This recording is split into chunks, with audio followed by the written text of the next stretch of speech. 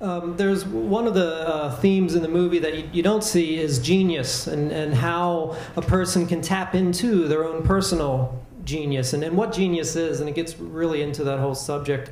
But I'm really interested to hear from the panel a comment to this theory that I heard, that for an artist to reach their stage where they are producing a masterpiece takes a minimum of 10,000 hours of dedicated work. And they were citing in this theory Fleetwood Mac and the Beatles. They said by 1964, when the Beatles appeared on Ed Sullivan, they had performed together, I guess somebody counted this up, they had performed live 12,000 times up until that point. So by the time they were on Ed Sullivan, they were so seasoned and so prepared and so together. And Fleetwood Mac with Rumors, this Rumors album comes out, it becomes their incredible masterpiece, and he was commenting that there were 11 albums or 10 albums before that did absolutely nothing. So I'm wondering, have you produced your masterpiece, and what does it take to get it? I don't know about masterpieces, but I think, and I don't know about formulas. They make me nervous, mostly because there's something mathematical there, and that makes me tense.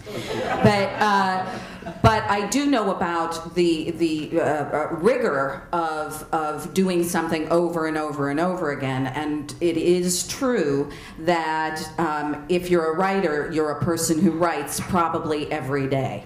And you will get better. You may not be genius or produce a masterpiece. I have yet to do that. But you will get better.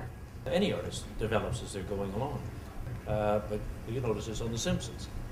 Every single animator animates them, moves them, draws them differently. And yet they all look the same because people assume that, but they're all slightly different, just because animators are different. I mean, I look at films, and I don't even have to look at the credits. I can tell you who animated them, because I recognize the way they draw a character or the way they move it. Because most animators move a character the way they move, and they give them their own gestures. And they're going to tell a story, because the animator is the actor, and he's out there doing this, and he does those physical things. And an animators, you know this, you do more practicing than anybody. Because how many drawings do you do in a film? 30,000 personally. Yes, right. And, so, and have you learned to draw the characters yet? Oh, yes.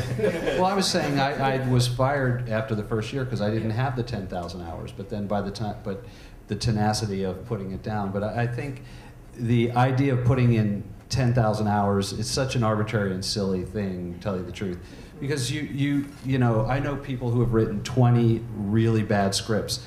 They're not going to get it on the 21st unless they stand back and go, what am I doing wrong? It's not just the act of doing it. There's people that have shot as many baskets as Kobe Bryant, and they're not Kobe Bryant.